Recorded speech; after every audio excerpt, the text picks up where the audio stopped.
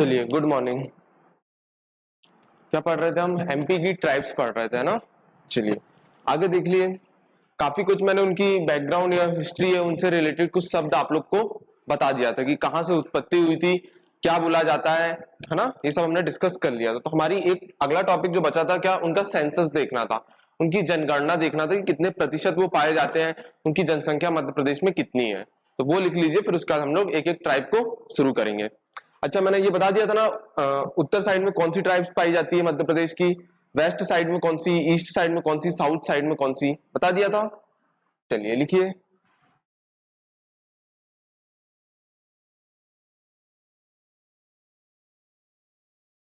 लिखिए census report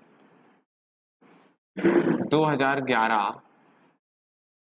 मैंने आप लोग को बताया था कि अगर हमने ट्राइब्स में अगर देखा जाएगा, हम लोग ट्राइब्स की बात कर रहे थे।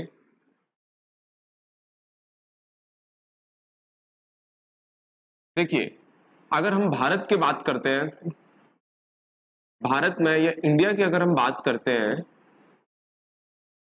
ना, भारत या इंडिया में अगर बात करते हैं तो दो ट्राइब्स आपको मैंने बताया था ना, जनजातियां कौन कौन सी होती है। एक होती है अनुसूचित जाति और एक होती है अनुसूचित जनजाति, शेड्यूल कास्ट और शेड्यूल ट्राइब। तो अगर आपकी भारत में पूछेगा, भारत में पूछेगा तो आपकी जो इसकी पॉपुलेशन है, ये इसकी जनसंख्या है, ये कितनी है बताइए। ये अगर पूछेगा तो कितनी लगाना है आपको। और इस पे अगर पॉपुलेशन पूछेगा, ये भारत के संदर्भ में हम बात कर रहे हैं, अगर एससी की जनसंख्या पूछेगा तो कितनी है बताएगा कोई।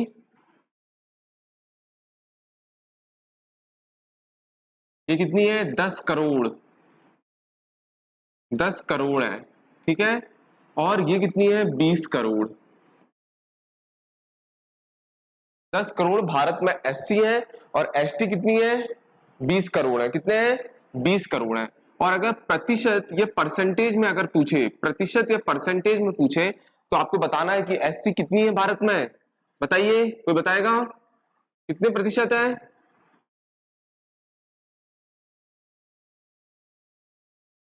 सॉरी, ये उल्टा हो गया, ये 20 करोड़ कर लीजिए। ये 20 करोड़ है और ये कितना है? 10 करोड़ है, ठीक है। इसको थोड़ा करेक्शन कर लीजिए। 20 करोड़, एससी की संख्या 20 करोड़ है और ये है, ठीक है। तो 15 और 1 सेकंड,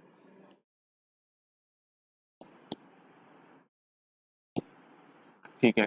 ये कितने परसेंट है? 16% है। और ये कितने प्रतिशत है? 8% है। याद रखिए, परसेंटेज में पूछा जाता है, ठीक है।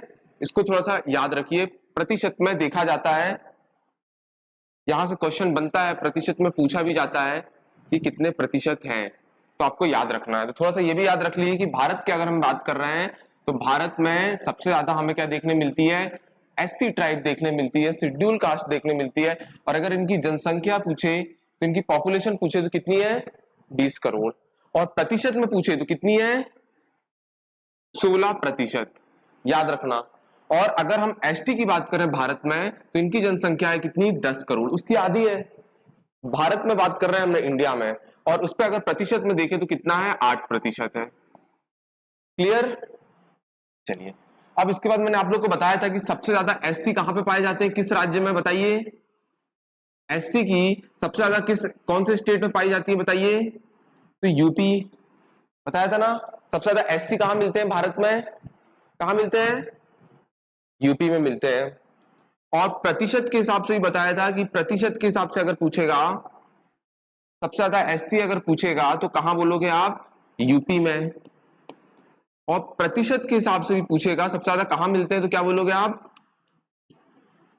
पंजाब। ये बात की थी हमने। और मैंने ऐसे दो राज्य भी बताया था जहां पे एससी नहीं पाई जाती। तो कौन कौन से ऐसे राज्य थे? एक थे नागालैंड और अरुणाचल प्रदेश। ये दो राज्य ऐसे थे जहां पर एक भी एससी नहीं पाई जाती, नहीं पाई जाती। क्लियर? इसके बाद अगर हम एसटी की बात करें, एसटी की बात करें तो हमने बताया था सबसे ज्यादा एसटी कहां मिलते हैं, कोई बताएगा? मैंने बताया था मध्य प्रदेश। बहुत इंपॉर्टेंट करके लिखिए। और सबसे जो और परसेंटेज के हिसाब से अगर पूछेगा सबसे ज्यादा एसटी कहां मिलते हैं तो कहां पे बोला था? मिजोरम। कहां पर? यहां ब्लू माउंटेन्स की पहाड़ियां भी हैं, ब्लू माउंटेन भी है यहां पर मिजोरम में, ठीक है। और मीजो करके जनजाति पाई जाती है, और एक यहां से जनजाति बहुत पूछी जाती है। अगर आपसे पूछ ले मिजोरम में, तो मिजो नाम की एक ट्राइब रहती है, और मिजोरम में मां आ रहा है ना, तो याद रखिए एक जनजाति, एक ट्राइब यहां से बहुत पूछी जाती है जिसका नाम है चकमा। तो चकमा के आखिरी में मां आ रहा है ना, तो याद रखिए कहां की है? मिजोरम की है। कहां की है? मिजोरम की। और प्रतिशत के हिसाब से सबसे ज्यादा एसटी कहां पाए जाते हैं? मिजोरम में। और किस राज्य में पाए जाते हैं? अगर राज्य पूछेगा तो क्या बोलोगे आप? मध्य प्रदेश। स्टेट पूछेगा, और प्रतिशत के हिसाब से अगर पूछा जाएगा तो पंजाब। क्लियर? अच्छा, इसको भी मैंने बताया था किन दो राज्यों में एक भी एसटी नहीं पाई जाती, तो आपको बताना है कौन कौन सी? पंजाब एंड हरियाणा। यहां पे क्या है? एक भी एसटी नहीं पाई जाती। क्लियर? ये हमने भारत का थोड़ा सा डाटा देख लिया। क्लियर? समझ में आया? अगर हमने एससी बताएंगे, हमारे भारत में एससी है तो 20 करोड़ जनसंख्या है, एसटी है तो 10 करोड़ जनसंख्या। अगर प्रतिशत में पूछे तो 16% और 8% है। मतलब अगर आपकी जनसंख्या अगर 100 करोड़ मांगे, अगर हम 100 करोड़ माने, तो 100 करोड़ में से 20 करोड़ कहां पर है?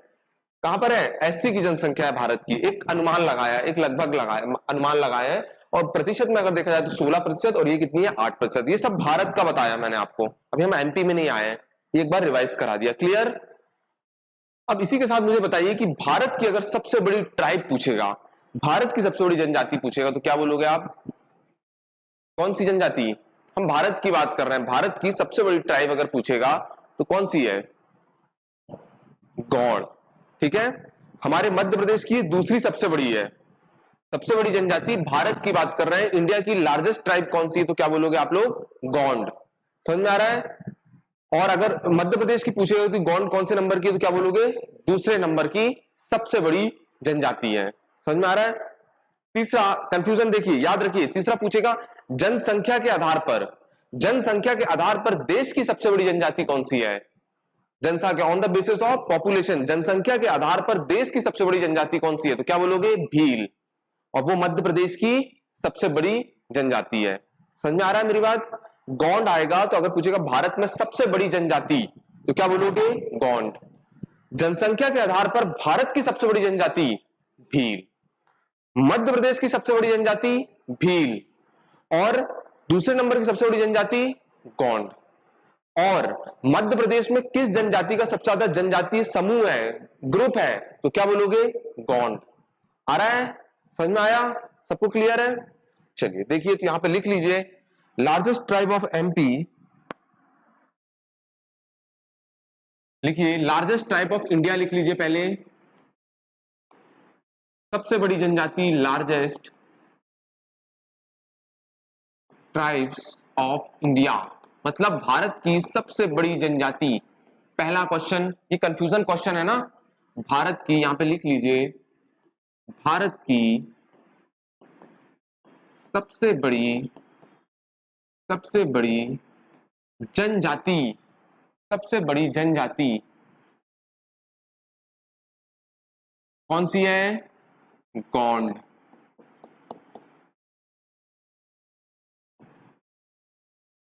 ये भारत की है, ठीक है। और अगर आपसे पूछ भी लेगा ये किस राज्य में सबसे ज्यादा मिलती है, तो आप बता सकते हैं आंध्र प्रदेश में। कहां मिलती है? आंध्र प्रदेश में। कहां मिलती है? आंध्र प्रदेश में मिलती है गोंड जनजाति। यहां की एक और जनजाति बहुत फेमस है, बस आप सुन लीजिए, चेंचू करके, एक चेंचू करके जनजाति भी आंध्र प्रदेश में पाई जाती है। चलिए, ये तो हो गया। दूसरी चीज पूछेगा, दूसरा क्वेश्चन आपसे पूछेगा, एक पूछेगा आपको, ये हो गया। दूसरा आपसे पूछेगा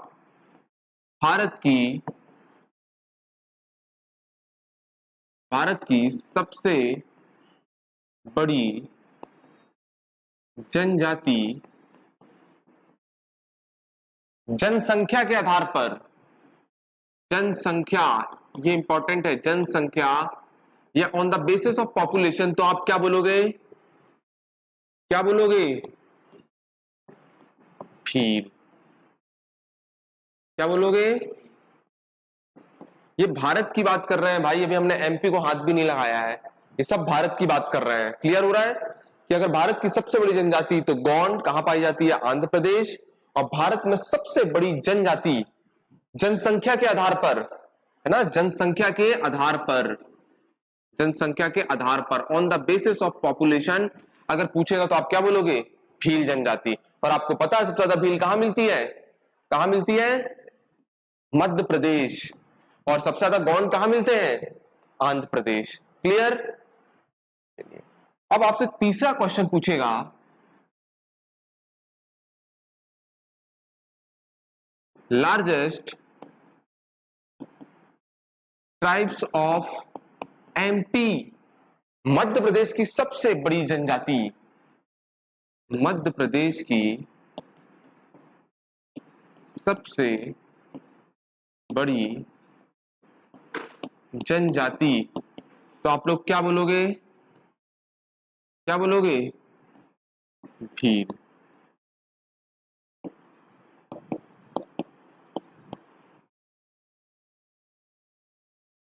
अगला क्वेश्चन आपसे पूछेगा कि मध्य प्रदेश में सबसे बड़ा जनजातीय समूह, ग्रुप्स, ट्राइब्स ग्रुप, है ना, लार्जेस्ट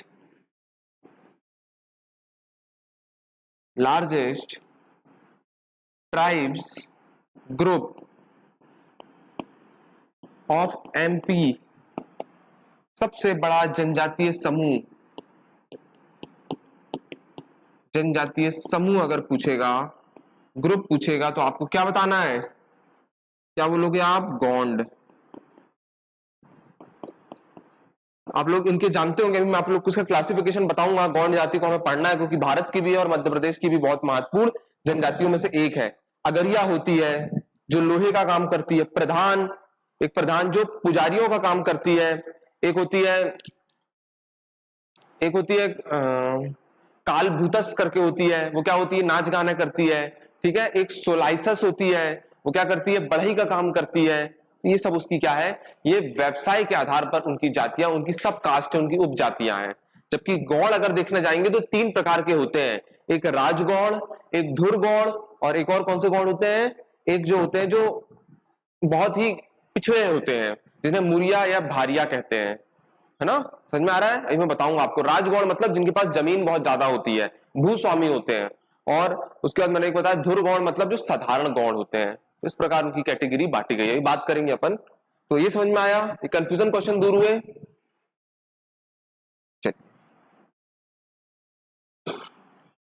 समझ में आया कि सबसे पहले पूछेगा largest tribes of India, Bharat की सबसे बड़ी जनजाति गौंड कहां पाई जाती है? आंध्र प्रदेश। भारत की सबसे बड़ी जनजाति जनसंख्या के आधार पर भील, और ये सबसे ज्यादा कहां पाई जाती है? मध्य प्रदेश। फिर हमारे मध्य प्रदेश में अगर हम आ जाते हैं तो मध्य प्रदेश की सबसे बड़ी जनजाति कौन सी है? भील। कौन सी है? भील है। और भील के बाद अगर पूछेगा तो कौन सी है? गौंड। और गौंड के बाद अगर पूछेगा तो क्या बोलोगे? कोल। ये है, ये है सबसे बड़ी, उसके बाद ये है, और उसके बाद क्या है? कोल, रीवा में पाई जाती है। ठीक है। उसके बाद अगर पूछेगा लार्जेस्ट ट्राइब ग्रुप्स, ये जनजातीय समूह, तो क्या बोलोगे? गौंड। क्लियर? लिख लिया आप लोग? चलिए अब आ जाइए एमपी में। अब एमपी में भी हम कुछ देख लेते हैं। एमपी में भी कुछ इनका परसेंटेज है, कितने परसेंटेज ये पाए जाते हैं। तो लिखिए, सबसे पहले हम बात करते हैं किसकी। एक होती है हमारी फिर से वही एससी, और एक होती है हमारी एसटी। कल मैंने आपको सारे प्रावधान बता दिया था इस पे कि संविधान में कहां कहां इनका प्रावधान दिया गया है। तो एससी जो है उनकी जनसंख्या, उनकी पॉपुलेशन हमारे मध्य प्रदेश में, अब ये मध्य प्रदेश के संदर्भ में है, ठीक है, मध्य प्रदेश के संदर्भ में, मध्य प्रदेश के संदर्भ में हम 2011 की रिपोर्ट देख रहे हैं। उसमें एससी की और एसटी की जो पॉपुलेशन है वो कितनी है? कितनी है कोई बताएगा? 153 करोड़। और ये कितनी है? 113 करोड़। ये इनके यहाँ पे पॉपुलेशन है। पॉपुलेशन के बाद अगर प्रतिशत में पूछे, परसेंटेज बेस पे पूछे, आपको बताना है तो परसेंटेज में कितनी है बताइए, 15% और 21%। क्लियर। मैंने आपको एक ट्रिक बताया था कि आपको लिखना है एससी और फिर उसके बाद लिखना है एसटी और ऊपर लिख देना है एमपी और एक जगह लिख देना है इंडिया।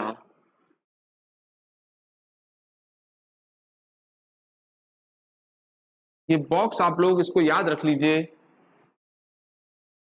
बस इस बॉक्स को बना लेना है। इस बॉक्स में अगर एससी पूछेगा अनुसूचित जाति तो यहां पे आपको लिखना है 15 और 15 के बाद क्या आता है 16 और 16 के बाद क्या आता है 8 और यहाँ पे 21 लगा दीजिए। समझ में आ रहा है? तो आपको पूरा डाटा मिल जाएगा, 15%, 21%, 16% और इसका आधा कर दीजिए 8%। यहां से आपको यहां जाना है और यहां से बाद यहां आना है। 15 के बाद क्या आता है 16 और 16 के बाद क्या आता है 8। क्लियर।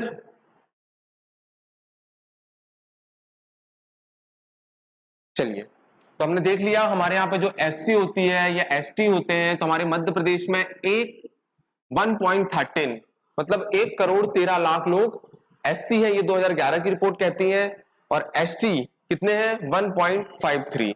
परसेंटेज में देखा जाए तो हम देखते हैं कि ये 15% है और ये कितने हैं 21% है। समझ में आ रहा है? अगर हम इनकी लिटरेसी रेट देखें, इनकी साक्षरता दर देखें, इनकी साक्षरता दर अगर हम देखें, लिटरेसी रेट अगर हम देखें तो 50% लोग 50% इनकी साक्षरता दर होती है, 50% ये पढ़े होते हैं। और अगर हम जनसंख्या घनत्व देखें इनका,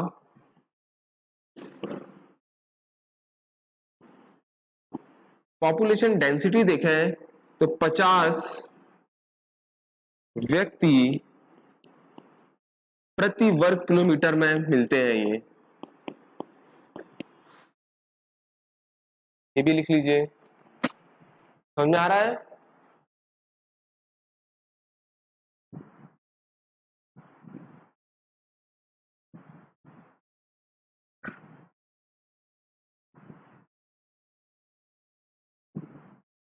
हो गया।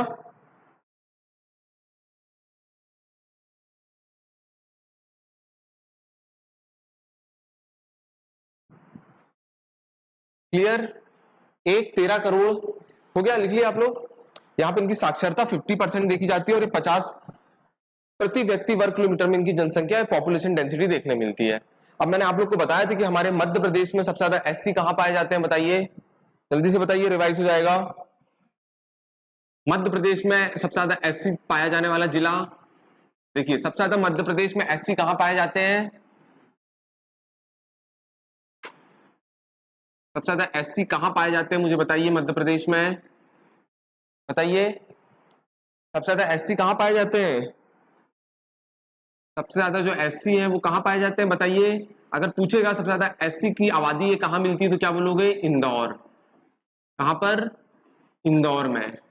और प्रतिशत, ये परसेंटेज बेस पे पूछेगा सबसे ज्यादा एससी मध्य प्रदेश में कहां मिलती है तो क्या बोलोगे महाकाल की नगरी उज्जैन में। क्लियर।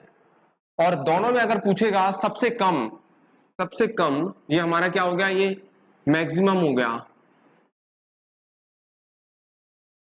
अगर एससी पूछ लेगा मिनिमम,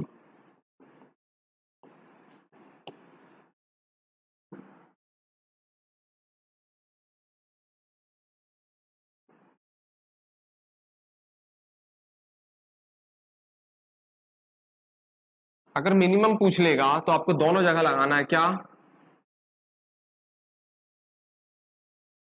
छाबुआ, और यहां पे भी लगाना है, ये परसेंटेज बेस पे। ठीक है, परसेंटेज बेस पे पूछेगा तो कहां जाना है आपको, कहां पे जाना है,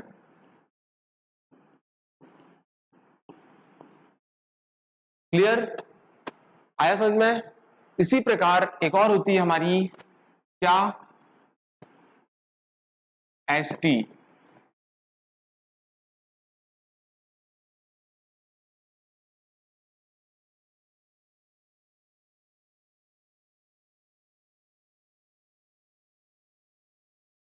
ये हमारी मिनिमम है, मिनिमम मतलब न्यूनतम,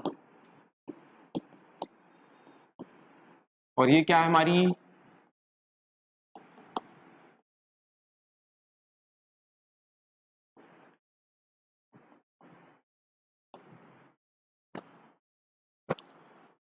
तो बता दीजिए सबसे ज्यादा एसटी कहां पाए जाते हैं, बताइए, बहुत बार ये क्वेश्चन आया है, कहां पर, धार।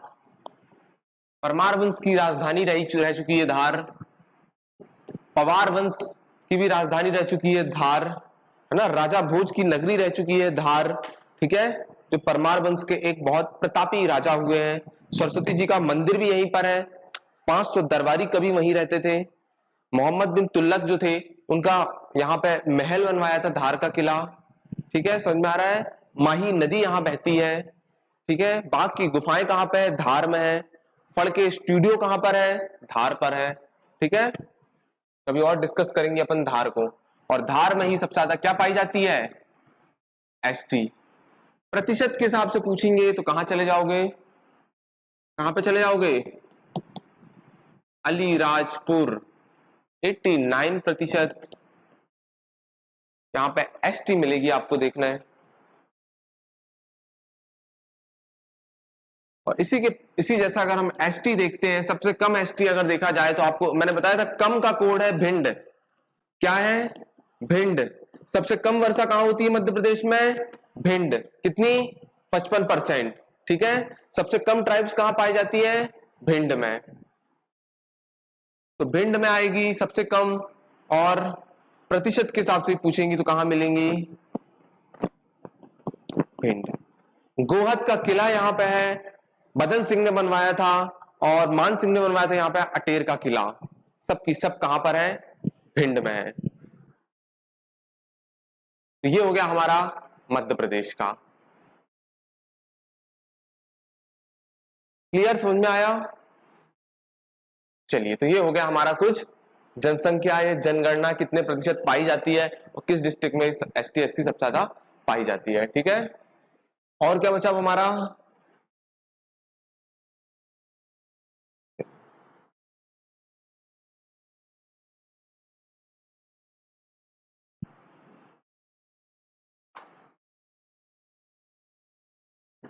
एक क्वेश्चन आता है यहां से कि भारत में मध्य प्रदेश का जनजाति के हिसाब से कौन सा नंबर है प्रतिशत में, तो इसको 14% लिख लीजिए। एक फैक्ट बताना भूल गया कि मध्य प्रदेश का रैंक भारत में 13वें नंबर पर है, 13वें नंबर पर है। किस पे, प्रतिशत के बेस पर, परसेंटेज के बेस पर अगर पूछे प्रतिशत के हिसाब से मध्य प्रदेश का कौन सा रैंक है जनजातियों पर, तो क्या बोलोगे आप, 13वां रैंक।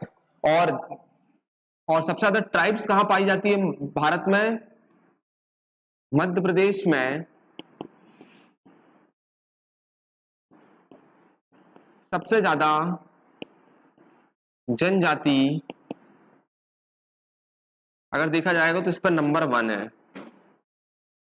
माने अगर पूरे भारत में मध्य प्रदेश में सबसे ज्यादा जनजाति पाई जाती है, ठीक है, समझ में आ रहा है। और एक और चीज लिख लीजिए, जो एसटी है वो कितनी पाई जाती है, 43 टाइप की जनजाति एसटी पाई जाती है मध्य प्रदेश में। और एससी अगर पूछेगा तो 48 टाइप की, 48 टाइप की हमारे यहाँ एससी पाई जाती है, 43% की हमारे यहाँ एसटी पाई जाती है। और मध्य प्रदेश का रैंक भारत में 13वें नंबर में है, 13वें नंबर में। किस पर, प्रतिशत के हिसाब से, परसेंटेज के हिसाब से कौन से नंबर पर है, 13वें नंबर पर है, ठीक है। मगर मध्य प्रदेश में सबसे ज्यादा जनजाति अगर पूछेगा, भारत में पूछेगा, भारत में सबसे ज्यादा जनजाति कहां पाई जाती है, तो क्या बोलोगे, मध्य प्रदेश में सबसे ज्यादा जनजाति पाई जाती है, जो कि नंबर 1 है रैंक। सब समझ में आ रहा है, लिख लीजिए।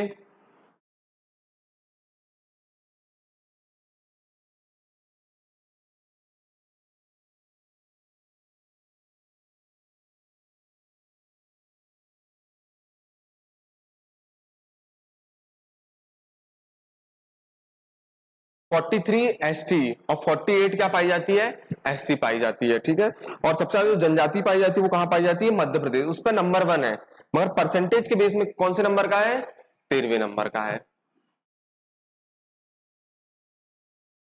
एक क्वेश्चन पूछता है मध्य प्रदेश जनजाति संग्रहालय कहां पर है, मध्य प्रदेश जनजातीय संग्रहालय कहां पर है, बताएगा कोई। मध्य प्रदेश जनजातीय संग्रहालय या Madhya Pradesh tribal museum, tribal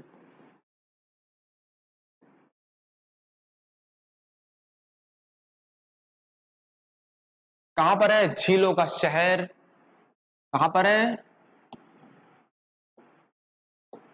Bhopal.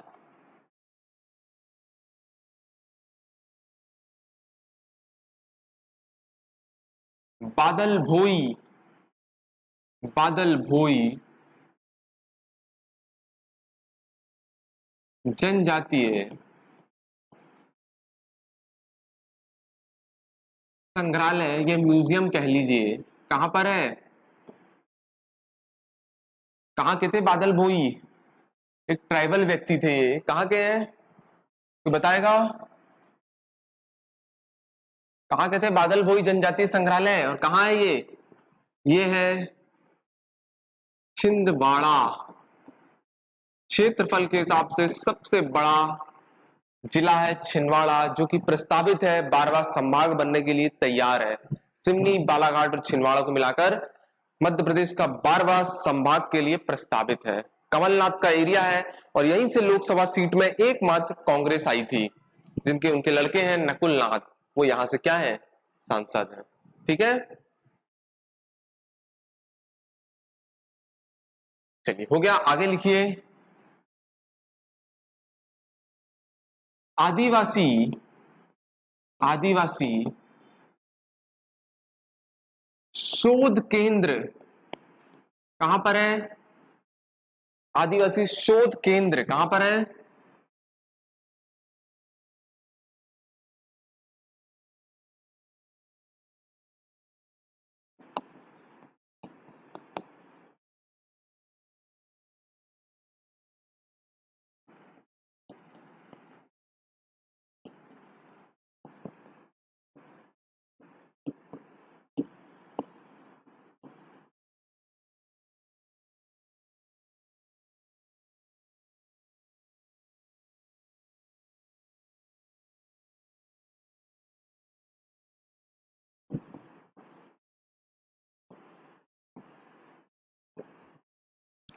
आदिवासी सामुदायिक रेडियो केंद्र, आदिवासी कम्युनिटी रेडियो सेंटर कहां पर है, अलीराजपुर में है।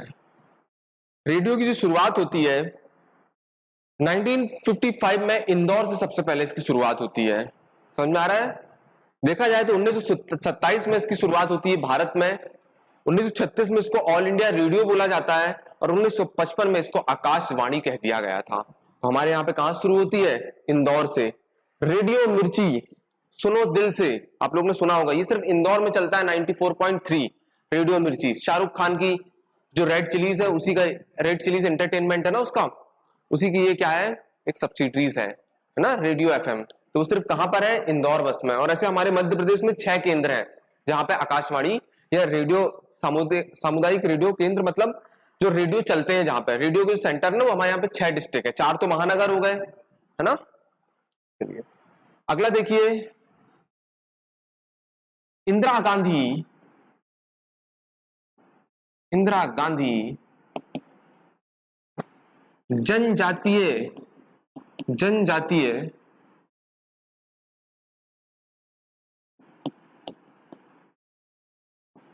इंदिरा गांधी जनजातीय विश्वविद्यालय कहां पर है,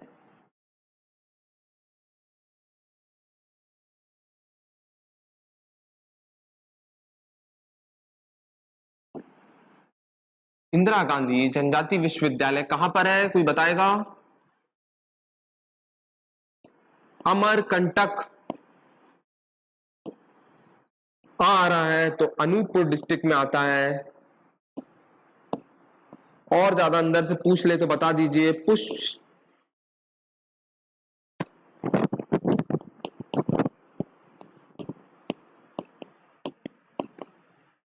सॉरी पुष्पराजगढ़ है, पुष्पराजगढ़ है।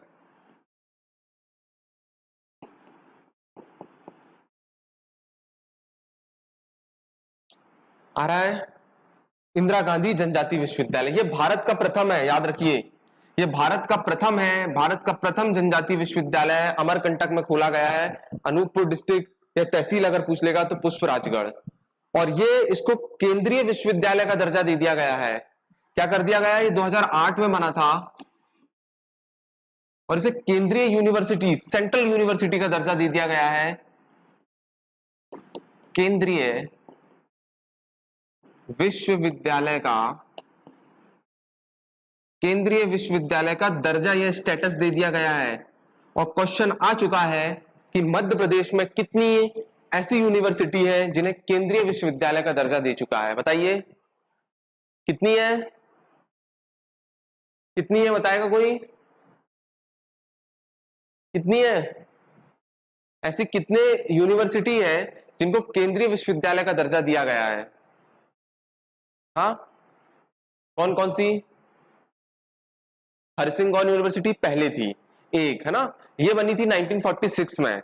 हरसिंह गौड़ यूनिवर्सिटी एक एडवोकेट थे, उन्होंने जमीन दान कर दी थी, सागर में है, पहली यूनिवर्सिटी, ठीक है। और इसको 2009 में केंद्रीय यूनिवर्सिटी का दर्जा दे दिया गया। एक हो गई। दूसरी, इंदिरा गांधी जनजाति विश्वविद्यालय अमरकंटक, इसको भी केंद्रीय विश्वविद्यालय का दर्जा दे दिया गया। तो क्वेश्चन आया है कि मध्य प्रदेश में कितनी केंद्रीय विश्वविद्यालय है तो अब क्या बोलोगे आप लोग? दो। कितनी है? दो। क्लियर? अगला लिखिए।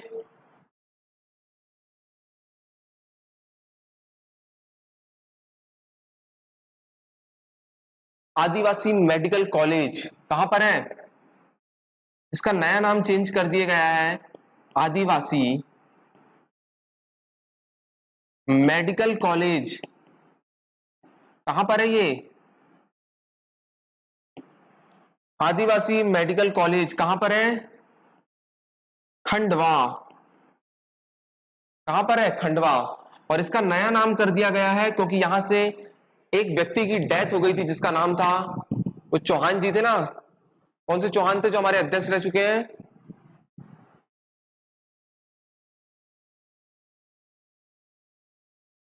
नंद कुमार चौहान। कौन थे? तो इस कॉलेज का नाम कर दिया गया है नंद कुमार चौहान मेडिकल कॉलेज। ये कहां पर है? खंडवा में है। एक आदिवासी खेल विद्यालय भी है। आपसी खेल विद्यालय अगर पूछेगा तो सीहोर जाना, मगर आदिवासी खेल विद्यालय जाएगा तो कहां जाओगे आप? झाबुआ। तो नंद कुमार चौहान जी की इनके यहाँ पे डेथ हुई थी तो इसका नाम चेंज करके नंद कुमार चौहान मेडिकल कॉलेज कर दिया गया है। आ रहा है समझ में? और इसी तरह भी छिंदवाड़ा में भी, छिंदवाड़ा जो विश्वविद्यालय है उसका नाम क्या कर दिया गया है? शंकर शाह विश्वविद्यालय कर दिया गया है। ठीक है, लिख लीजिए, छिंदवाड़ा विश्वविद्यालय, छिंदवाड़ा विश्वविद्यालय का नाम चेंज कर कर अब क्या रख दिया गया है? शंकर शाह। इनकी जन्मभूमि कहां थी? इनकी जन्मभूमि मंडला में देखने मिलती है। और 1857 की क्रांति में ये, 1857 क्रांति में कहां से लड़ते हैं? गढ़ मंडला जबलपुर से। शंकर शाह और एक थे रघुनाथ शाह, और इन्हीं की वाइफ का नाम था कुंवर शाह। तो कुंवर शाह के नाम पे मंडला का पॉलिटेक्निक कॉलेज का नाम रख दिया गया है। समझ में आ रहा है?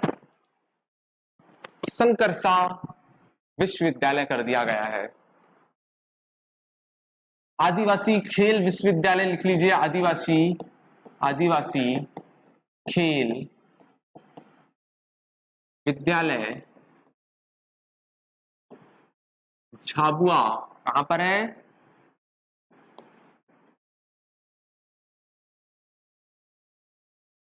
झाबुआ में है। क्लियर?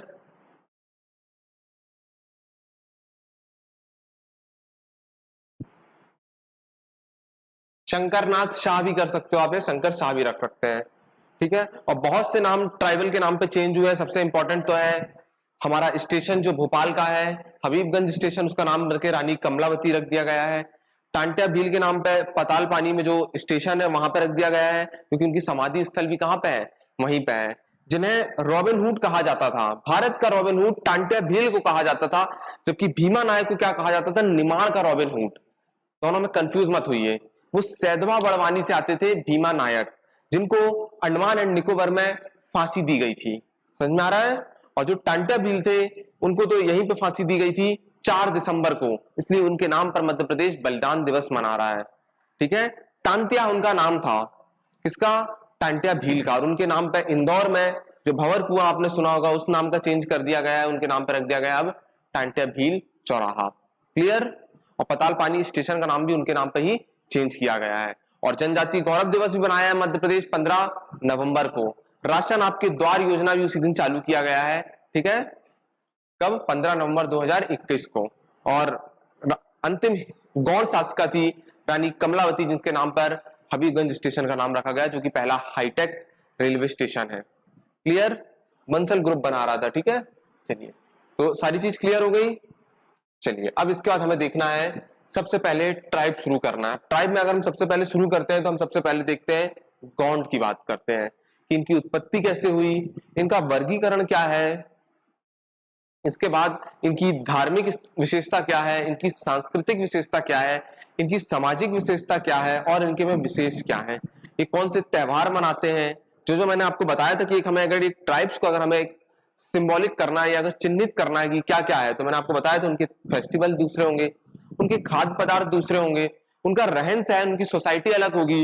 मैंने बताया था ना, वो आप हमें से यहाँ से जंगल में रहना पसंद करते हैं, और उनकी क्या ज्योग्राफिकल एक एरिया होगा, कल मैंने आपको बताया, तो पर्टिकुलर एक जगह में रहते हैं। जैसे भारिया आप देखोगे तो जो भारिया जनजाति छिंदवाड़ा में जो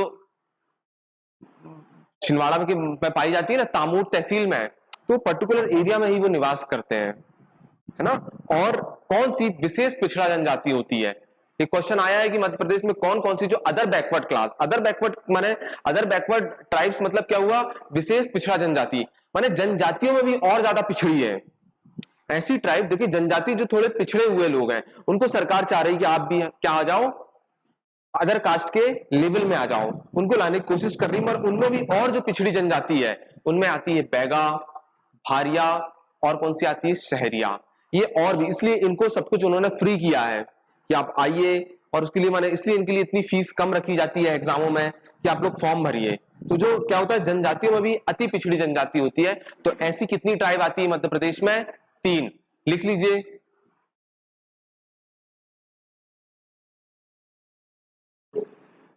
स्पेशल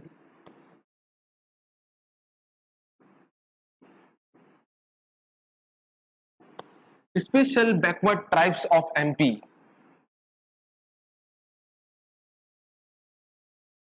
मध्य प्रदेश की विशेष पिछड़ी जनजाति।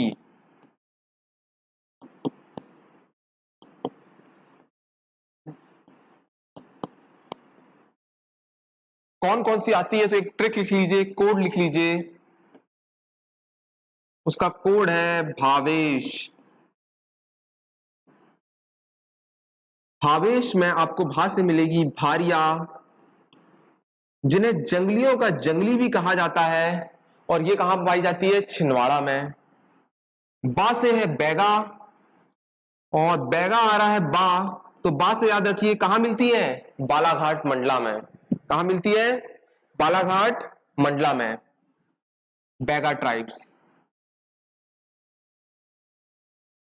और शाह आएगा, तो मैंने बताया था ग्वालियर साइड, सहरिया राजस्थान में भी देखने मिलती है, इनके घर को सहराना कहा जाता है।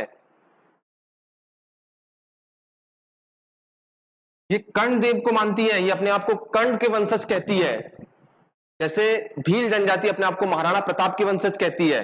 क्वेश्चन आ चुका है, कांस्टेबल में पूछा है क्वेश्चन, क्या पूछा है कि महाराणा प्रताप का जब युद्ध होता है हल्दी घाटी का 18 जून 1576 में, तो अकबर की तरफ से उसका नेतृत्व करता है राजा मान सिंह, और यहां से लड़ते हैं महाराणा प्रताप। तो जब करते हैं तो उनमें वहां से उनको सपोर्ट कौन सी जनजाति करती है, तो याद रखना कौन सी जनजाति करती है, भील जनजाति। कौन सी जनजाति, भील जनजाति, याद रखना। मैं कभी आपको बताऊंगा महाराणा प्रताप के बारे में, बहुत ही महान योद्धा रह चुके हैं वो, 8 फुट का आदमी जिनके 72 किलो का कवच आज भी फेमस है, ठीक है, और कम से कम 360 किलो वो कैरी करते थे, 208 किलो की उनकी 2 तलवार थी। समझ में आ रहा है? इसलिए जब वो मानसिंह से लड़ रहे थे और जब उन्होंने तलवार चलाया तो पूरा हाथी कट जाता है। उनके घोड़े का नाम था चेतक, है ना? समझ में आ रहा है? मैं कभी बताऊंगा उनके जलाल शाह कैसे किया, कभी मैं उनकी बायोग्राफी बताऊंगा, सुनने लायक है महाराणा प्रताप की, जिनके घोड़े का नाम है चेतक। तो ये एकमात्र भारत में चेतक ब्रिज मिलता है आपको, कहां पर, भोपाल में। समझ में आ रहा है? 8 फुट के थे वो, 208 किलो की उनके पास 72 किलो का उनका कवच बहुत फेमस है। हाँ, कवच मतलब आर्मोर होता है जो हम लोग पहनते हैं ना जब युद्ध लड़ने जाते हैं, उसको कहते हैं, इंग्लिश में आर्मोर कहते हैं कवच को, जो पहना जाता है ना, जो पूरी ड्रेस होती है जब युद्ध लड़ने जाते हैं, वो है। ऐसे 360 किलो, 100 किलो करीब का उनका वजन था, मतलब 360 किलो कैरी करके आते थे।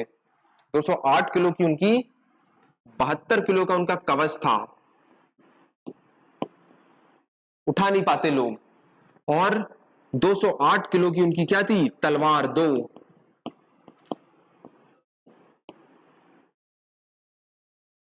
280 हो गया, और कितना बचा, 80 किलो की इनकी क्या थी, भाला था। बहुत क्वेश्चन पूछा जाता है ये, याद रखिए, 80 किलो का इनका भाला था, 80 किलो का इनका भाला था, 208 किलो की 2 तलवार थी और 72 किलो का कवच ये रख के चलते थे, और अकेले ही हल्दी घाटी के युद्ध में चले गए थे। मैं कभी इनके बारे में आपको बताऊंगा। मेवाड़ के राजा जिसने कभी अकबर की अधीनता नहीं अपनाई, इसलिए आज इतिहासों में इनके नाम से गिना चलता है। और यहीं पे एक बहुत प्यारा व्यक्ति इनकी सहायता करता है जिसका नाम है भामाशाह। और मध्य प्रदेश में एक योजना भी चल रही है ईमानदारियों के लिए, जो ईमानदारियों से टैक्स पे करते हैं उनको बोला जाता है भामाशाह योजना चल रही है मध्य प्रदेश में। और भामाशाह का नाम शायद तक आप लोग इतिहास में जानते हो कि नहीं, महाराणा प्रताप से ही जुना है। अगर दुनिया में 2 ही दानवीर हुए हैं, एक तो इतिहास में हुआ है राजा कर्ण जो शूद्र जनजाति का था, याद रखिए, और दूसरे हुए हैं कौन, भामाशाह, जिन्होंने अपनी सारी संपत्ति महाराणा प्रताप को सौंप दी गई थी। तो इतिहास में 2 ही दानवीर ऐसे कहा जाता है। तो दूसरे हुए हैं कौन, भामाशाह, और पहले हुए हैं राजा कर्ण जिन्हें शूद्र जनजाति का था, सूर्यपुत्र कर्ण। ठीक है, चलिए, तो हमारा क्वेश्चन क्या था कि मध्य प्रदेश में विशेष पिछड़ी जनजाति जो सबसे ज्यादा ट्राइबल आती है, जो जनजातियों में भी और पिछड़ी जनजाति है, वो है भारिया, इसलिए इन्हें जंगलियों का जंगली कहा जाता है, और छिंदवाड़ा में पाई जाती है ये। और बैगा, बा से याद रखिए आपको बालाघाट मंडला, और सहरिया तो मैंने आपको बता दिया था मध्य प्रदेश के नॉर्थ साइड पाई जाती है।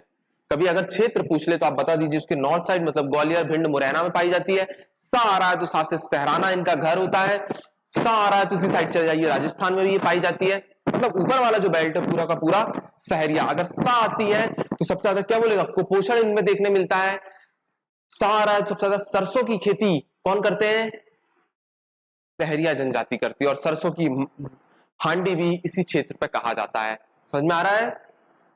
और टीबी भी, जो टीबी रोग है, तो टीबी आपने देखा होगा ना, बैक्टीरिया जीवाणु से होता है, जिसका फादर ऑफ बैक्टीरिया अगर कहना चाहेंगे कौन होते हैं, ल्यूवेनहॉक होते हैं। तो सबसे ज्यादा टीबी की रोग भी सहरिया जनजाति में देखने मिलता है। कुपोषण सबसे ज्यादा कहां देखने मिलता है, सहरिया जनजाति में देखने मिलता है। ये कुछ इनकी बीमारियां हैं। ठीक है, समझ में आया? चलिए, तो ये सब चीज क्लियर हो गया। एक बार देख लीजिए हमने क्या क्या पढ़ा, फिर हमने शुरू करना है। ये कुछ फैक्ट थे हमारे, तो मैंने आपको सभी कुछ फैक्ट बता दिया। संविधान में इनका क्या प्रावधान है, क्या क्या आर्टिकल है, पूछेगा आप लोग से बन जाएगा। क्या शब्द होता है, किसने इसको उपयोग किया, क्या होती है जनजाति, कहां पे ये निवास करती है, और क्या क्या करती है, मैंने आपको सारा डिस्कस बता दिया है। तो ये पूरा इसका चीज आया। अब हमें ट्राइब शुरू करना है। सबसे पहले हमें गौंड ट्राइब पढ़ना है। पूरे फैक्ट आपको जो मैंने 1 लाइन फैक्ट थे पहले वो आपको बता दिया है। उसमें हमने सबसे पहले पढ़ा कि जो हमारे भारत की सबसे बड़ी जनजाति अगर आपसे पूछेगा तो आप क्या बोलोगे, गौंड। और अगर पूछेगा किस राज्य में पाई जाती है तो आप क्या बोलोगे, आंध्र प्रदेश। भारत की सबसे बड़ी जनजाति अगर पूछेगा जनसंख्या के आधार पर तो भील। और मध्य प्रदेश में सबसे ज्यादा कौन सी पाई जाती है, भील। भील के बाद गौंड, और गौंड के बाद कोल। तो भील आपको पता है कौन सी भील आ रही है ना, तो भील कहां पाई जाती है, पश्चिम। कहां पाई जाती है, मध्य प्रदेश के पश्चिम एरिया में। गौंड आएगा तो कहां पाई जाएगी, ईस्ट क्षेत्र में। और कोल आएगा तो कोल के लिए फेमस है रीवा, क्योंकि लोग कोयला का काम करते हैं तो उनको बोला जाता है कोल। पूछा जाता है कि पंचायत को क्या बोला जाता है, तो आप बोल दीजिए गोहिया। समझ में आ रहा है? इसके बाद हमने देखा लार्जेस्ट ट्राइब ग्रुप, सबसे बड़ा जनजातीय समूह, मैंने बताया ना, अगरिया, प्रधान, कोयला भूतस और सोहलास जो होते हैं वो किसके होते हैं? सब होते हैं किसके? मैं सब बताऊंगा आपको। गौंड के, तो गौंड सबसे बड़ी हो गया। ठीक है, मध्य प्रदेश में जनजातियों के सबसे ज्यादा, मध्य प्रदेश में पूरे भारत में सबसे ज्यादा जनजातियां कहां पाई जाती है? मध्य प्रदेश में। और परसेंटेज के बेस पे कितनी है? 13वें नंबर पर है। समझ में आ रहा है? और एसटी अगर सबसे ज्यादा देखा जाए तो धार में मिलती है। सब तो बता दिया आपको, है ना? ये बताया था कि एससी की अगर पॉपुलेशन देखे तो 113 करोड़ है, जो कितनी 15% है। एसटी कितनी है? 153 करोड़ है, जो 21% है। एससी एसटी का बता दिया आपको। एमपी लिखना है, भारत लिखना है। यहाँ पे लिखना है आपको 15, 15 के बाद आता है 16 और 16 के नीचे कर देना 8 और यहाँ पे लिख देना 21। तो आपको परसेंटेज भारत और इंडिया दोनों का कंफ्यूजन दूर हो जाएगा। इसके बाद हम इसकी साक्षरता या लिटरेसी रेट देखें तो लिटरेसी रेट इनकी 50%, ये पढ़े लिखे होते हैं। और मैंने बताया था सबसे ज्यादा पढ़ा लिखा जिला कौन सा है मध्य प्रदेश का? जबलपुर। कितना? 81%। पुरुष में अगर मैंने बताया तो जबलपुर, इंदौर बोल देना। महिलाओं में बोल दिया तो 74.9%। कहां पे? भोपाल। और सबसे कम में तो एक ही जाना है, क्या है? अलीराजपुर। कौन है? अलीराजपुर। जनसंख्या घनत्व देखने मिलेगा 50 व्यक्ति पर किलोमीटर में रहते हैं इन लोग। आगे देखेंगे आप, सबसे ज्यादा जनसंख्या अगर हमारे देखा जाए तो इंदौर में पाई जाती है, प्रतिशत के हिसाब से उज्जैन में पाई जाती है। और एससी कितने होते हैं? 48 टाइप्स के हमारे यहाँ पे पाए जाते हैं। और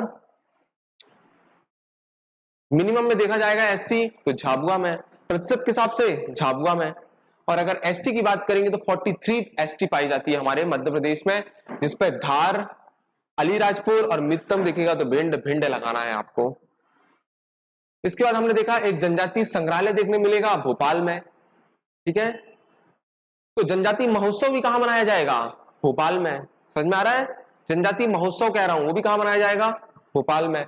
बादल भोई जनजातीय संग्रहालय बोलेगा तो छिंदवाड़ा चले जाना।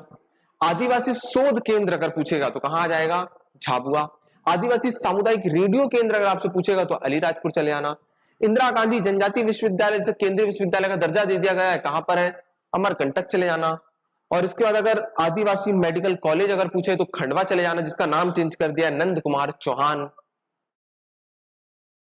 इसके बाद अगर पूछेगा छिंदवाड़ा विश्वविद्यालय का नाम अभी किया है 2021 में, तो आप शंकर शाह विश्वविद्यालय कर दीजिए, क्योंकि वो भी गौड़ वंश के थे। 1857 में गढ़ मंडला से, जबलपुर से उन्होंने क्या युद्ध लड़ रहे थे। अगर इनकी जन्मस्थली पूछे तो मंडला बता दीजिए। आदिवासी खेल विद्यालय पूछे तो झाबुआ चले जाइए, मगर है ना? हाँ, और आपसी खेल विश्वविद्यालय अगर पूछे तो सीहोर जाइए। कंफ्यूजन समझ रहे हो ना? आपसी अगर पूछे तो सीहोर और आदिवासी पूछे तो झाबुआ, क्योंकि झाबुआ अलीराजपुर क्या है? भील के एक ट्राइबल जिले हैं। और स्पेशल बैकवर्ड ट्राइब्स में मध्य प्रदेश की 3 पिछड़ी जनजाति आती है। अगर क्वेश्चन पूछेगा कि मध्य प्रदेश की कितनी जनजाति बैकवर्ड में आती है तो क्या बोलोगे आप? 3। कौन कौन सी? कोड है, भावेश कभी भूलोगे ही नहीं, भारिया, बैगा, सहरिया। क्लियर? चलिए, अब हमें शुरू करना है ट्राइब्स। कौन कौन सी? सबसे पहले हमें शुरू करना है गौंड जनजाति। लिखिए, थोड़ा सा पानी पी लें।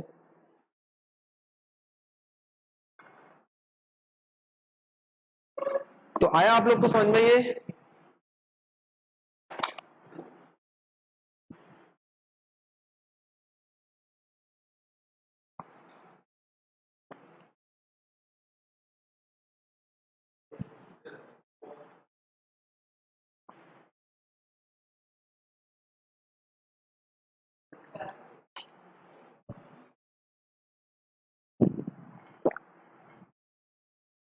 याद हो रहा है कि नहीं आप लोग को? बताइए।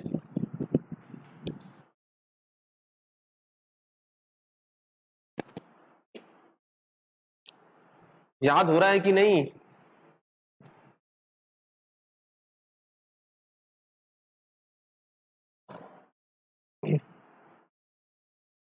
चलिए, तो पहली ट्राइब लिखिए, गौंड से शुरू करते हैं हम।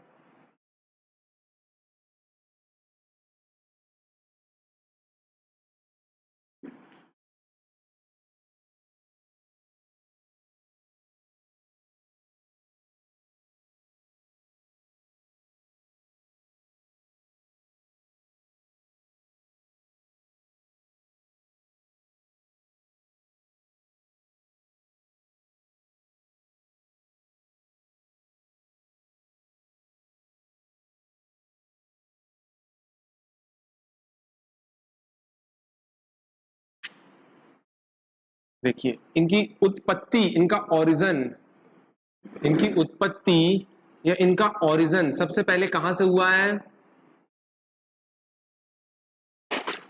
इनकी उत्पत्ति या ओरिजिन अगर कभी पूछेगा तो तेलुगु के एक शब्द है कौंड से हुआ है, तेलुगु का एक शब्द कौंड से इनकी गौंड शब्द का उत्पत्ति हुई है। तो लिखिए गौंड शब्द की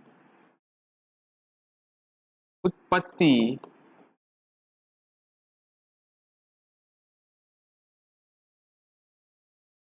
तेलुगु शब्द के कौंड से हुआ है।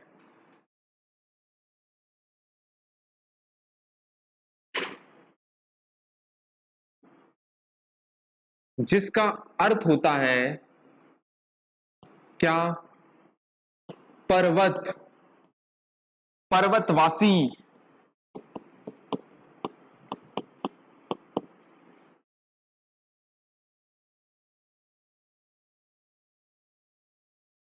बहुत इंपॉर्टेंट है, सीधे पूछता है गौंड शब्द की उत्पत्ति किससे हुआ है, तो आपको याद रखना है तेलुगु शब्द के कौंड शब्द से हुआ है। किससे हुआ है, कौंड शब्द से हुआ है, जिसका अर्थ होता है क्या होता है, पर्वत, पर्वतवासी। इसलिए आपको पता होगा कि जो गौंड मुक्ता जनजाति पाई जाती है ये पर्वतों पर निवास करती है। कहां पे करती है, पर्वतों पर निवास करती है। इनके निवास के स्थान को कभी आपसे पूछेगा, और पर्वत हमारे यहाँ कितने पाए जाते हैं, 2, विंध्याचल और सतपुड़ा। तो जो नर्मदा घाटी क्षेत्र के आसपास जो जनजाति पाई जाती है, नर्मदा घाटी के क्षेत्र के आसपास जो जनजाति पाई जाती है वहां पे आपको देखने मिलेगी गौंड जनजाति। तो तेलुगु शब्द के कौन शब्द से उत्पत्ति हुई है, जिसका अर्थ होता है पर्वत या पर्वतवासी, है ना। और क्या है, मैंने बताया था ये भारत की सबसे बड़ी जनजाति है।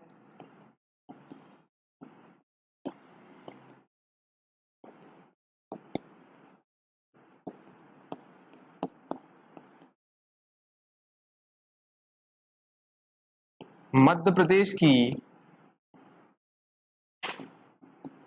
दूसरी सबसे बड़ी जनजाति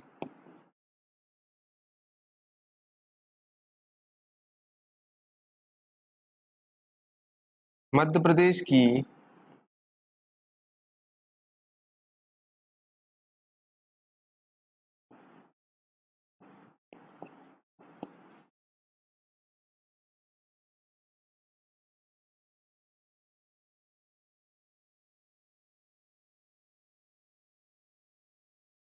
ये 3 फैक्ट याद रखिए आप।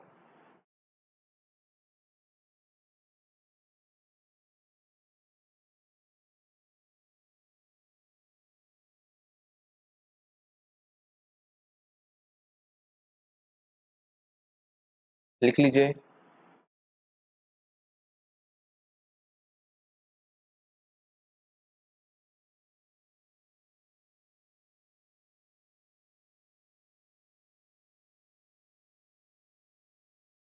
भारत की सबसे बड़ी जनजाति होती है, दूसरी मध्य प्रदेश की है, और सबसे बड़ी जनजाति समूह पूछेगा तो गौंड ही है। ठीक है। इनका मुख्यतः निवास स्थान क्या बोला जाता है, इनका मुख्यतः निवास स्थान, इनका जो मुख्यतः निवास स्थान है वो कहां पे पाया जाता है, कोई बताएगा। नर्मदा घाटी के किनारे पाई जाती है ये, नर्मदा घाटी के दोनों ओर, नर्मदा घाटी के दोनों ओर पाई जाती है ना। अगर आप देखेंगे क्या, ये हमारा प्यारा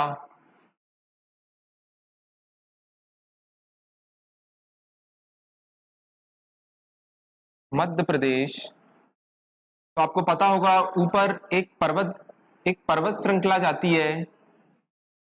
कौन सी पर्वत श्रृंखला है ऊपर, कौन सी पर्वत श्रृंखला है जो गुजरात से लेकर झारखंड तक जाती है, कौन सी, विंध्याचल।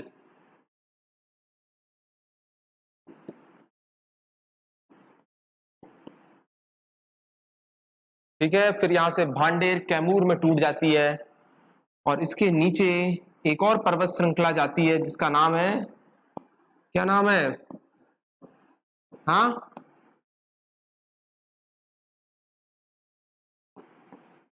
सतपुड़ा। इसकी सबसे ऊंची चोटी आप लोग को बताया था धूपगढ़ 1350, जो मध्य प्रदेश की सबसे ऊंची चोटी है। और इसकी सबसे ऊंची चोटी बताया था सद्भावना 752, जो कि दमोह में है। कांस्टेबल का क्वेश्चन था। और इसी के बीच में एक नदी बहती है, उस नदी का नाम है क्या? कौन सी नदी? कौन सी नदी बहती है बताइए? कौन सी नदी बहती है इन दोनों पर्वतों के बीच?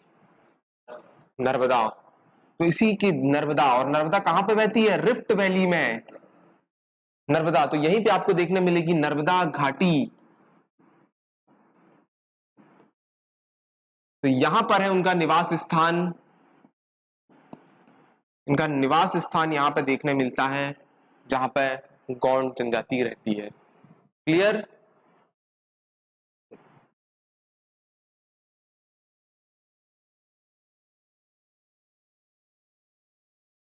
समझ में आया क्या बताया मैंने? कि इनकी उत्पत्ति जो हुई है वो गौंड शब्द के, वो तेलुगु शब्द, जो गौंड शब्द की उत्पत्ति हुई है वो तेलुगु शब्द के कौंड से हुई है। याद रखिए, कौंड, जिसका मतलब होता है पर्वत, ये पर्वतवासी। ठीक है, माने ये कहां पे रहते हैं? ये पर्वत में निवास करते हैं। और भारत की सबसे बड़ी जनजाति है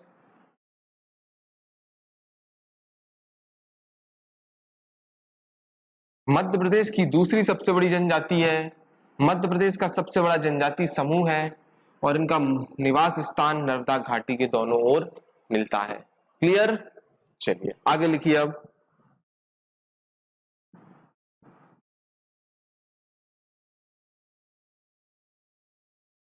इनका वर्गीकरण लिखिए। इनका वर्गीकरण, इनका क्लासिफिकेशन लिखिए।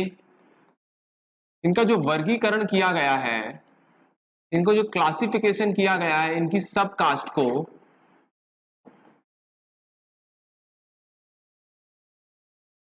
इनकी जो उपजातियां होती हैं, उपजातियां, इनकी उपजातियां, यह सब कास्ट कहते हैं अपन। इनकी उपजातियां, यह सब कास्ट को वर्गीकरण किया गया है दो भाग में। और वो दो भाग में कैसे किया गया है? दो आधार पे किया गया है। एक क्या किया है? व्यवसाय के आधार पर, on the basis of business, on the basis of business, मतलब कुछ कास्ट को इन पे व्यवसाय के आधार पर बनाया गया है। और एक और किसके आधार पर? संपत्ति के आधार पर।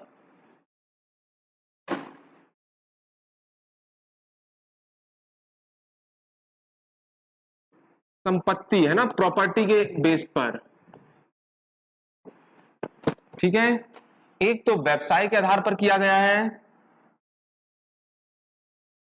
एक क्लासिफिकेशन जो बांटा गया है गौंड जनजाति को, वो व्यवसाय के आधार पर। ये कौन कौन सा व्यवसाय करती है? मतलब जो लोहे का काम करती है उसको अगरिया बोल दिए, जो पुजारी का काम करती है उसको हमने प्रधान बोल दिए, जो तांत्रिक का काम करती है उनको हमने ओझा बोल दिए, जो नाच गाना करके जीवन अपना यापन करती है उनको हमने सोहला भूतिस कह दिए। समझ में आ रहा है? और एक होती है कौन? सोहलास, तो जो बढ़ई का काम करती है उसको क्या बोल दिए? सोहिलास। तो हमने व्यवसाय के आधार पर बांट दिया गया। एक को बांट दिया गया संपत्ति के अधिकार पर, राजगौड़, धुरगौड़ और पिछड़ी जनजाति में। समझ में आ रहा है? तो लिखिए, व्यवसाय के आधार पर सबसे पहली प्रधान, को अगली स्लाइड में लिख लीजिए तो ज्यादा अच्छा रहेगा। पहले लिखाइए, लिखिए व्यवसाय के आधार पर, व्यवसाय के आधार पर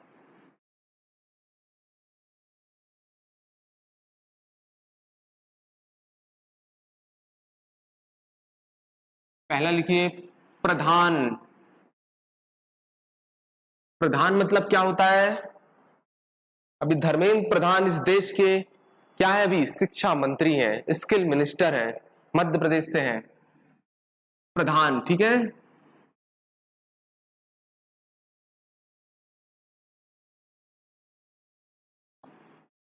पुजारियों का काम करते हैं, जो पुजारियों का काम करते हैं, हम उनको क्या बोल दिए?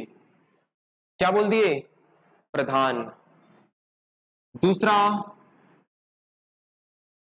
अगरिया, नाम सुने होंगे अगरिया, ये भी सब कास्ट होती है गौड़ की, जो लोहे का काम करती है, लोहे का काम करती है, लोहे का काम करती है। इनके देवता भी पूछा जाता है लोहासुर, लोहासुर। अगरिया बोल दिए। ओझा, क्या बोल दिए? ओझा।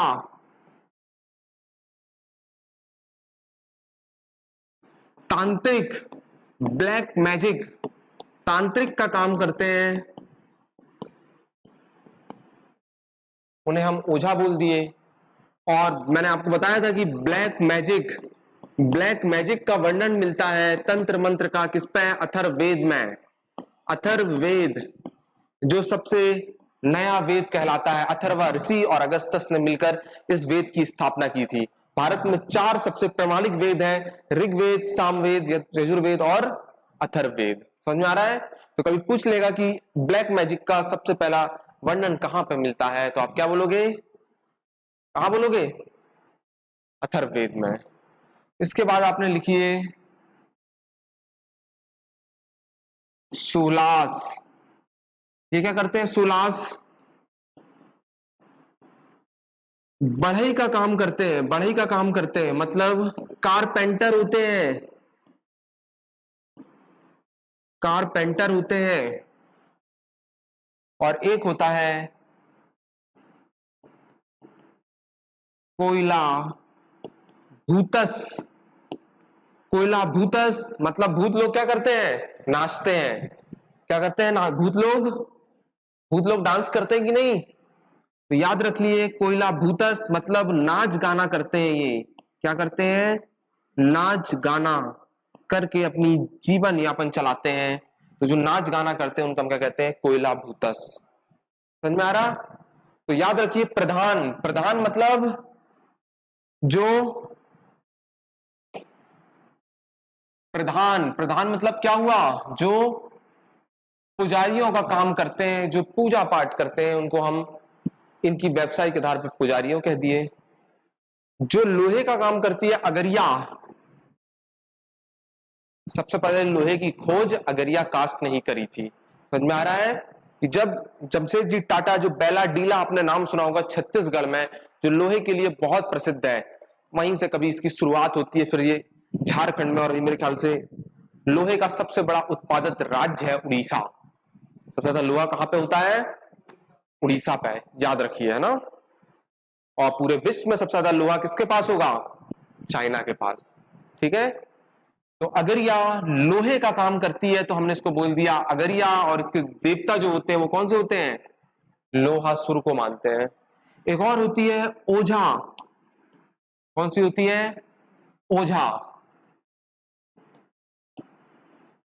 ये पंडितों या ब्राह्मणों की भी एक कास्ट होती है, इसलिए कंफ्यूज मत होइए। ओझा एक, इनकी भी एक सब कास्ट होती है। ओझा मतलब जो तांत्रिक का काम करती है, जो ब्लैक मैजिक करती है, जो तंत्र मंत्र करती है। और ब्लैक मैजिक का वर्णन कहां मिलता है? अथर्ववेद जैसे ग्रंथ में मिलता है। उसके बाद एक और होती है सोलाहस। सोलाहस मतलब ये क्या करती है? बढ़ई का काम करती है। और बढ़ई का काम कारपेंटर का काम करती है। इसके बाद मैंने बताया था कोयला भूतस। और कोयला भूतस मतलब भूत लोग क्या करते हैं? डांस करते हैं। तो नाच गाना करके अपना जीवन यापन करती है, उसको हमने बोल दिया, क्या बोल दिया? जो नाच गाना करने वाली है कोयला भूतस। तो ये सब कास्ट होती है किसकी? किसकी बताइए? किसकी? कौन की। अब हमारा कौन सा बचा? संपत्ति के आधार पर। अब प्रॉपर्टी के आधार पर, तो जिसके पास संपत्ति ज्यादा होगी उसको हम राजगौड़ कह देंगे। राजा, राज से राज समझ लीजिए। एक और होती है धुरगौड़, जो साधारण व्यक्ति होता है, जो मजदूरी करता है। समझ में आ रहा है? और एक और होती है कौन सी? जो पिछड़ी जनजाति कहलाई जाती है, तो भूरिया और मारिया कहा जाता है, जो जिनके पास कुछ नहीं रहता, तो वो क्या होती है, बहुत पिछड़ी जनजाति कहलाई जाती है इसमें। तो संपत्ति के आधार पर भी बांट देते हैं, तो लिख लीजिए संपत्ति के आधार पर, संपत्ति के आधार पर on the basis of property में भी हमारे पास तीन होती है। एक होती है कौन सी, राजगौड़, दूसरी होती है धुरगौड़ और तीसरी होती है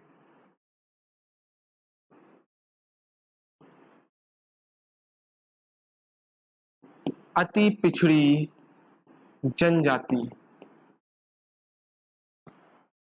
समझ में आ रहा है? राजगौड़ मतलब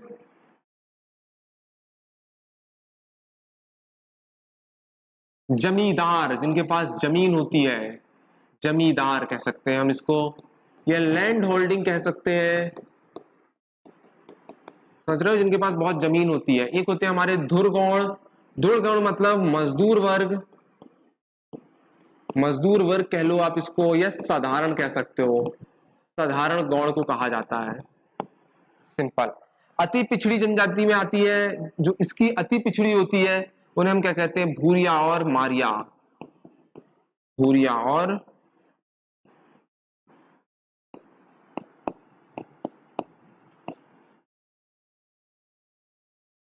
ये हमने इसका क्लासिफिकेशन कर दिया संपत्ति के आधार पर।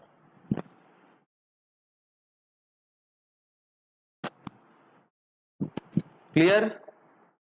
यहां से क्वेश्चन बनते हैं भैया, एक बार देख लीजिए। हमने बताया कि जो इसकी सब कास्ट होती है, जो हमारा दूसरा नंबर का टॉपिक था, इसका वर्गीकरण कर दिए हमने, दो प्रकार से कर दिए। एक कर दिए हमने व्यवसाय के आधार पर, बिजनेस के आधार पर, और एक कर दिए हमने संपत्ति या प्रॉपर्टी के आधार पर। तो आपसे अगर पूछ ले कि व्यवसाय के आधार पर कितनी जनजाति होती है, इसकी जातियां होती है, सॉरी जातियां होती हैं, तो क्या बोलोगे, 5। प्रधान मतलब पूजा पाठ, अगरिया मतलब लोहे, ओझा मतलब तांत्रिक, सोलहास मतलब बढ़ई, और कोयला भूतिस मतलब और भूत क्या करते हैं, डांस करते हैं। तो बस याद रहेगा। इसके बाद संपत्ति के अधिकार पे आ जाते हैं हम। संपत्ति के आधार पे देखेंगे on the basis of property में, तो एक होते हैं राजगौड़, और राज कौन करता है, जिनके पास संपत्ति होती है। जैसे इस देश के कौन है राजा, अंबानी जी। जमींदार, जिनके पास बहुत ज्यादा लैंड होते हैं, बहुत संपत्ति होती है, उन्हें हम राजगौड़ कह देते हैं। एक होते हैं बेचारे धुरगौड़, धुरगौड़ को अपन बोलते हैं मजदूर वर्ग, या अपन कह देंगे इनको साधारण। एक होते हैं अति पिछड़े में आते हैं, जो उनमें आते हैं कौन से, भूरिया और मारिया। ठीक है, नहीं, अंबानी गुजराती हैं। ठीक है,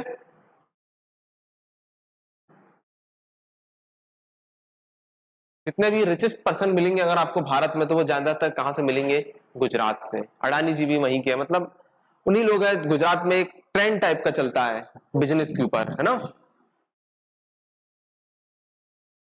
चलिए, और दुनिया के सबसे रिचेस्ट पर्सन कौन है, कौन है, कोई बताएगा कौन है, एलन मस्क। फिर कौन है, अमेजन के फाउंडर जेफ बेजोस। ठीक है, फिर एक लूज बटन है, वो एक बैग बनाते हैं, बहुत लूज बटन करके एक बैग बनाते हैं, है ना, वो है। तो ऐसे बहुत है। हमारे अंबानी जी का रैंक 11वें नंबर पे लगता है, अभी 11वें नंबर के वो है। एशिया के सबसे रिचेस्ट पर्सन है मुकेश अंबानी, जैकमा को हरा दिए हैं, जो कि चाइना के हैं। ठीक है, कौन, हाँ रैंकिंग ऊपर नीचे होती है अभी, मगर हाल ही में 2-3 दिन की पहले की रिपोर्ट है, अभी फिर से क्या टॉप में आ गए। एशिया को तो अभी रिचेस्ट पर्सन है। ठीक है, और हमारे यहाँ दूसरे नंबर में अडानी जी, ग्रीन एनर्जी जिनकी चलती है। ठीक है, 8वें नंबर में है शायद तक अंबानी जी अभी। तो क्लियर ये। चलिए, अब इसके बाद हमारी यहाँ की सामाजिक स्थिति देखना है इनकी। इनके सोशल में कैसा होता है, मतलब पितृसत्तात्मक होते हैं ये। कैसे होते हैं, पितृसत्तात्मक होते हैं ये। समझ में आ रहा है। फिर इनके हमें धार्मिक देखना है, इनकी सांस्कृतिक देखना है, क्या क्या डांस करते हैं, कौन कौन से उनके विवाह फेमस है। दूध लौटावा बहुत प्रसिद्ध है इनके में, मतलब मामा और बुआ की लड़कियों में शादी हो जाता है। चढ़ विवाह हो जाता है। चढ़ विवाह मतलब इनके में फेमस है कि लड़का बारात लेके जाता है, ठीक है, समझ में आ रहा है। एक और होता है पठौनी विवाह, लड़की लेके जाती है। एक होता है सेवा विवाह, तो लड़का क्या होता है, लड़कियां के यहाँ पे काम करता है, अगर प्रसन्न कर दिया अपने ससुर को तो उसकी शादी हो जाती है, अन्यथा बाहर हो जाता है, ठीक है। और एक होता है लम सेना विवाह। लम सेना विवाह मतलब जमाई राजा, जमाई राजा, तो वो देखना है हमें, ठीक है। तो इस तरह से हमें टॉपिक को पूरा कंप्लीट करना है। तो समझ में आया आपको। अब हम नेक्स्ट क्लास में करते हैं उसको, सामाजिक धार्मिक आर्थिक स्थिति उनकी क्या देख के, और उनके बाद कुछ विशेष तत्व देखेंगे कि पाठ्य पुस्तक में 2019 में इसको शामिल कर दिया गया था, गौड़ी भाषा को। और इनकी भाषा कौन सी रहती है, याद रखिए, गौड़ी। कौन सी भाषा रहती है, गौड़ी। एक फैक्ट आप लोग याद रखिए, गौड़ से याद रख सकते हो, गौड़ी। रीना नृत्य करते हैं इन लोग। गौंडी अगर गा आ रहा है ना, तो गेंडी और गोचो जैसे नृत्य भी लोग करते हैं, तो गा से आप जोड़ सकते हो, ठीक है। चलिए चलिए, जय हिंद।